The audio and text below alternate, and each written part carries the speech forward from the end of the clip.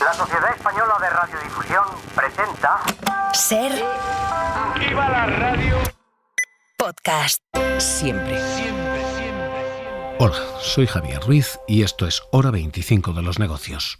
Hoy, radiografía de los caseros de España. The beauty of BlackRock and the beauty of what we're doing. There's a focus on bringing scientific approach to investing. It is this marriage of deep human expertise and cutting-edge technology. Así suena uno de los grandes caseros de España. Active investing really was the origin of investing, and it is more important. Un casero que tiene hasta esta tarjeta de visita publicitaria, se llama BlackRock. Core set of interests.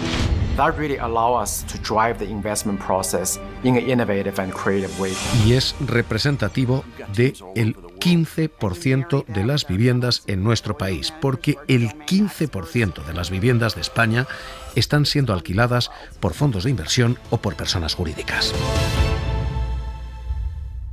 Este es el primero de los nuevos caseros en el país. No son ya pequeñas familias alquilando su segunda residencia, no. Ahora tenemos inversores institucionales que controlan el 15% del mercado. Pero es que la mitad del mercado, más del 50% del mercado de particulares, está en manos también de rentistas. Gente que tiene 3, 6 o más de 10 viviendas. El resultado es que en España 2 de cada 3 viviendas, 2 de cada 3, están en manos de gente que tiene posiciones especulativas con la vivienda, que está jugando a el precio y el negocio con la vivienda. 2 de cada 3 casas. La ancianita que alquilaba se ha convertido en la excepción, no la norma. La familia que alquila, el pequeño casero, se ha convertido en la excepción, no la norma. Y empieza a haber una explicación también a lo que nos está pasando por este lado, el lado de la oferta, el de quién alquila. Así que hoy vamos a hacer esto, radiografía de los propietarios, quienes alquilan.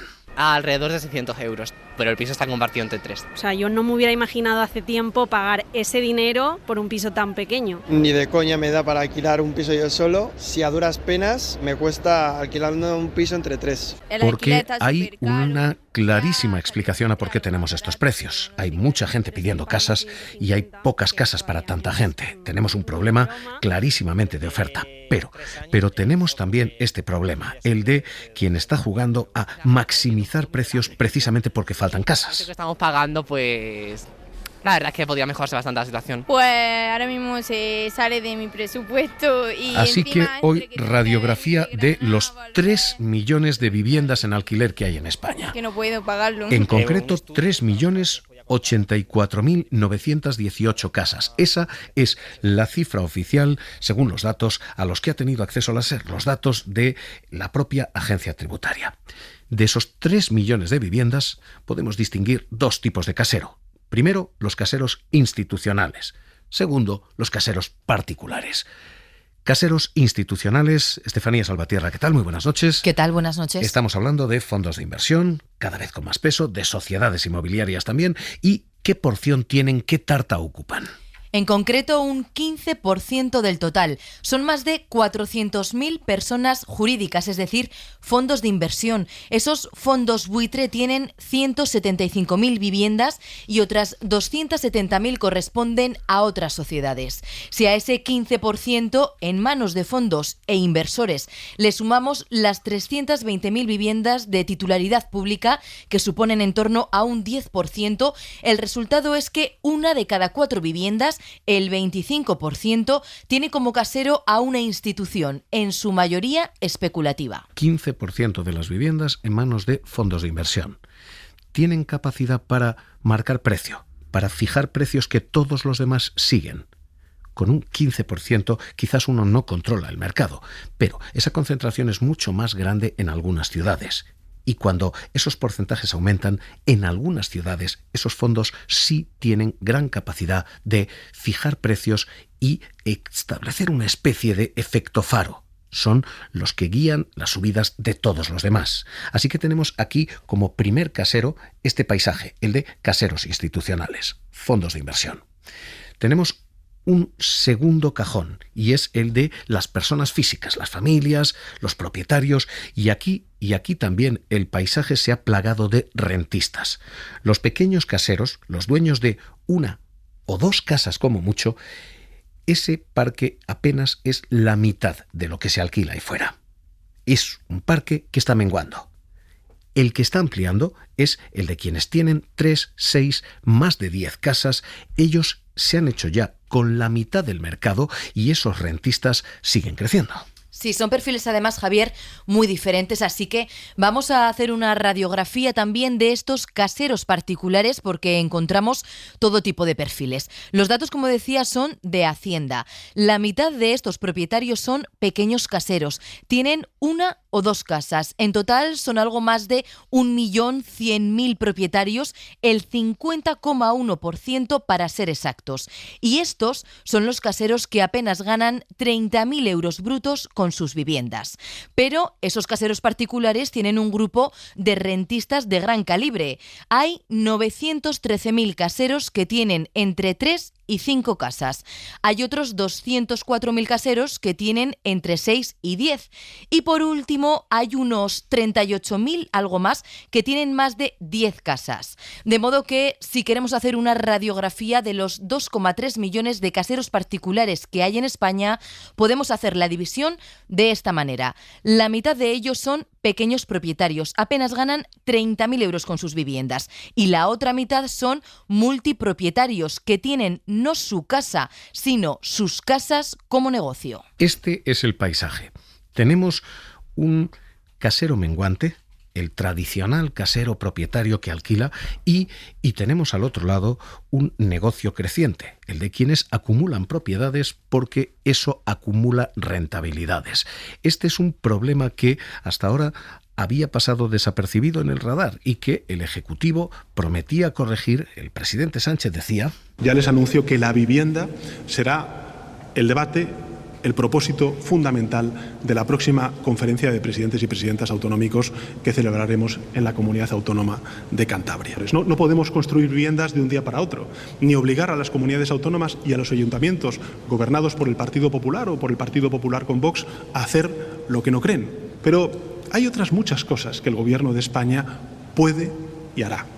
Aunque ello implique, pues evidentemente, incomodar, enfadar a especuladores, a grandes tenedores, a poderosos o poderosas, en este caso, plataformas digitales que están convirtiendo nuestra casa o nuestras casas en hoteles ilegales. El presidente señalaba exactamente a esos grandes tenedores y ahora lo que tenemos es un problema de cómo se hace todo esto, porque la ley está establecida ya y la ley permite declarar zonas tensionadas. Si una comunidad o una región o una zona declara zona tensionada, quien tiene más de 5 viviendas tiene límites para subir el precio del alquiler. Pero si las autonomías no lo aplican, entonces todas esas personas que tienen 5 o 10 o más de 10 casas pueden seguir subiendo el alquiler cuanto deseen en estos momentos. Así que lo que tenemos es un problema no tanto de falta de ley, sino de falta de aplicación de la ley. Y hay un par de territorios en los que este paisaje de megacaseros, de grandes propietarios, se ha acentuado. El fundamental y el primero es Madrid. No pienso pactar y mucho menos aplicar la ley que ustedes han pactado con Bildu, que está hundiendo la oferta en todas las ciudades donde se está aplicando, también en otros países cuando han hecho esas medidas intervencionistas liberticidas. No pienso en Madrid hay pequeños propietarios. De los 450.000 pisos en alquiler que hay en Madrid, pequeños propietarios son solo 160.000. Dos tercios son grandísimos tenedores, de 3, de 6 o de 10 viviendas al menos. En Madrid hay más caseros que tienen 5 casas que caseros que tienen una. Y esa rigidez y esas normas lo único que hace es multiplicar el piso turístico, porque a los propietarios les da pavor sacar su vivienda en alquiler. Si en Madrid se aplicara la zona tensionada, una de cada 4 casas de la comunidad tendría límites de precio. Así que la no declaración, que el gobierno Ayuso ha defendido como una forma de proteger a los inquilinos, lo que protege realmente es a los grandes propietarios de estas viviendas. De hecho, el Ejecutivo está jugando esa carta dialéctica, la de decir, declaren ustedes zona tensionada, porque eso permite a los dueños de viviendas, a los pequeños dueños de viviendas, desgravar lo que ingresan por alquiler. Los propietarios en Madrid están perdiendo bonificaciones fiscales de hasta el 90% de sus rentas porque la señora Ayuso no quiere aplicar la ley de vivienda por puro dogmatismo ideológico, como están sufriendo las personas que necesitan una vivienda o que están asumiendo un coste inasumible de las rentas del alquiler, y está perdiendo la oportunidad de que tomemos medidas extraordinarias. Madrid es solo una de esas zonas donde los megapropietarios han florecido. La otra, curiosamente, és Catalunya. És suficient això? No. Això passa per la publicació avui de les 131 municipis declarats zones tenses. Cataluña sí ha declarado zonas tensionadas, pero es que en Cataluña 1 de cada 3 viviendas es propiedad de un pequeño casero, 2 de cada 3 son de estos megapropietarios. En Cataluña, de los 500.000 pisos que hay en alquiler, 200.000 son propiedad de gente que tiene entre 3 y 5 casas, otros 85.000 gente que tiene entre 6 y 10 casas y otros 41.000 gente que tiene más de 10 casas para poner en alquiler. Un cop publicat l'índex, que saben vostès que nosaltres qüestionem, tot i que l'apliquem, perquè parlem de sistema d'índex, però estic convençuda que el mes de juliol... Así que lo que ha florecido ahí fuera es un negocio en el que quien alquila la casa que tenía, la casa que le sobra, la casa de los padres, es cada vez menos, y quien ha comprado casas para alquilar y jugado a una cierta posición especulativa es cada vez más. Y esto provoca un efecto cadena, porque quien compra una casa puede comprar después la siguiente y la siguiente y la siguiente, y esto es exactamente lo que ha ido ocurriendo. Esas estadísticas en Madrid y en Cataluña son especialmente notables. ¿Cómo se termina con esto? La idea del Ejecutivo es tener un parque de vivienda social que permita que no sean esos grandes tenedores los que fijan los precios, sino que sea la iniciativa pública la que fije, ancle precios bajos, creando un 20% de parque de vivienda pública. Vamos a trabajar para ampliar ese parque público, no solo en ese compromiso que vamos a cumplir del presidente de esas más de 180.000 viviendas, sino yéndonos a estándares europeos de al menos el 9% de un parque público de vivienda. Hoy se dice no ya el 9, sino el 20%, pero estamos en el 2,3. Llegar a ese 20% puede tardar todavía años, así que los inquilinos están diciendo, con caseros cada vez más fuertes y con propiedades cada vez más concentrados, probablemente este vaya a seguir siendo el paisaje del alquiler durante años. Pues a lo mejor sí que de cara a futuro lo vería una opción más interesante que estar pagando mensualmente ese dinero cuando, pues, por lo que yo estudio, a lo mejor es más del 70% de mi sueldo. O sea, ellos realmente estaban buscando un piso de alquiler. Son pareja y justo querían mudarse, pero es verdad que no encontraban nada de alquiler y al final encontraron una opción de comprarla que a lo largo les salía mucho más barato, que de hecho ellos creo que están pagando 300. Carme Trilla es una de las grandes expertas de vivienda en nuestro país. Es la presidenta del Observatorio Metropolitano de la Vivienda, economista. ¿Qué tal? Muy buenas noches. Hola, buenas noches. Tenemos un alquiler cada vez más concentrado. Tenemos caseros, tenemos tan grandes propietarios capaces de jugar estas posiciones especulativas. Bueno, yo este tema de los grandes tenedores siempre lo he discutido bastante, porque para mí los grandes tenedores que sí que tienen una capacidad para incidir en el mercado son los que tienen muchas viviendas y que además son los que no se han dedicado normalmente al alquiler, sino que están en el sector financiero, que son los que se han encontrado con un parque de viviendas que no es su negocio habitual, ¿no?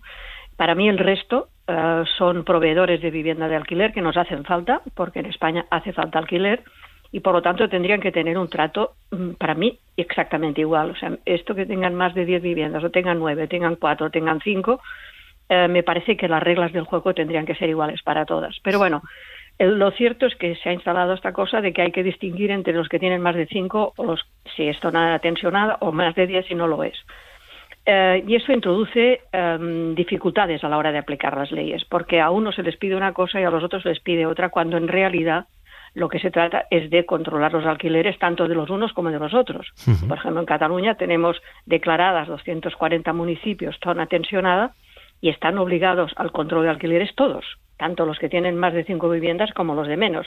Solo que hay una pequeña diferencia: para unos se tiene que sujetar el alquiler al índice de referencia, para los otros se tiene que sujetar al último alquiler que se ha tenido, ¿no? Pero esto simplemente lo que hace es todavía contribuye a complicar más, porque demostrar que soy gran tenedor, que no lo soy, si paso una vivienda mía o la vendo, dejo de ser gran tenedor. Todo esto solo ha introducido complejidad. Para mí el tratamiento tendría que ser igual para todos. Permítame que le haga de sparring aquí el contraargumento, pero quien tiene 10 viviendas no parece tener una posición igual que quien tiene la vivienda de la abuela, la casa de los familiares y que vende o alquila en un alquiler más o menos normal. Tener 10, tener grandes tenedores, ¿no fomenta posiciones especulativas? Bueno, es que para mí esta persona que tiene solo una vivienda también está sujeta al control de alquileres, ¿eh? O sea que lo que quiero decirte es que en definitiva estamos diciendo, porque hay personas que tienen una sola vivienda y también están subiendo el precio muchísimo. O sea que habrá quien no, pero habrá quien sí, y hay otros que teniendo un parque, por ejemplo, como tenemos un gran tenedor en Cataluña, que también tiene pisos en otras partes, que tiene 3.000 viviendas en alquiler, que es una empresa muy conocida de Cataluña, y estos nunca han subido los alquileres, tienen los alquileres totalmente haciendo las subidas habituales del IPC. O sea que el perfil del gran tenedor o del especulador en función del número de viviendas, para mí es un error. Pero esto es una opinión mía que ya veo que no prospera. No, al contrario. La hemos llamado hoy precisamente para escuchar la contrarréplica. O sea que es más que bienvenida, como ve, y para eso la queríamos escuchar. Sí. Pero con lo cual no quiero decir que no se tengan que controlar los alquileres, ¿eh? Entonces, para mí, lo que se ha hecho y lo que hace la derecha es hacer una guerra total contra el control de alquileres, cuando este control de alquileres que se ha planteado ahora, que prevé la ley de vivienda y que en Cataluña se ha aplicado, es un control de alquileres muy distinto del que había habido en el siglo XX, que es el que, de alguna forma, alimenta esta idea de que va a desaparecer el parque de alquiler. Eso ocurrió en el siglo XX porque tuvimos un control de alquileres desde el año 45 hasta el año 94 y de una forma drástica, con lo cual, evidentemente, los propietarios de viviendas pues dejaron de tener esas viviendas porque no les daban una rentabilidad, ni la más mínima, ¿no? Eso está dentro del ideario de quienes dicen que el control de alquileres pues es un atentado contra el parque de alquiler, ¿no? Pero si se lee bien el texto de la ley, y tal como se dice que se tiene que aplicar, estamos hablando de 3 años. 3 años de control. 3 años en lo que los precios no pueden subir más que lo que marca el índice de referencia. Estos índices de referencia están basados prácticamente en los precios de mercado, es decir, en estos precios tan altos que ya estamos teniendo ahora. Entonces, si durante 3 años no podemos subir estos precios, es que no se está arruinando nadie. Lo que pasa es que estamos haciendo aquí una lectura hiperdramatizada de lo que es el control de alquileres. Y dentro de 3 años, si esto funciona bien, que esto habrá que verlo en Cataluña, porque ahora solo llevamos casi un trimestre y medio para poder estar viendo, los resultados, ¿no? Estos precios se habían ido manteniendo y mientras tanto los salarios irían subiendo, con lo cual la proporción entre salarios y coste de la vivienda se habría ido mejorando y consiguiendo que estas zonas pues ya no puedan ser consideradas tensionadas dentro de 3 años. Déjeme que le pregunte por la otra propuesta, porque uno de los perfiles de este debate ha sido precisamente ese, el de grandes tenedores. El otro ha sido el de la duración de la protección en la vivienda para quienes compran y tienen VPO, vivienda de protección oficial, protegida durante 10, 15 años y después vivienda libre con la que se puede jugar y especular en el mercado.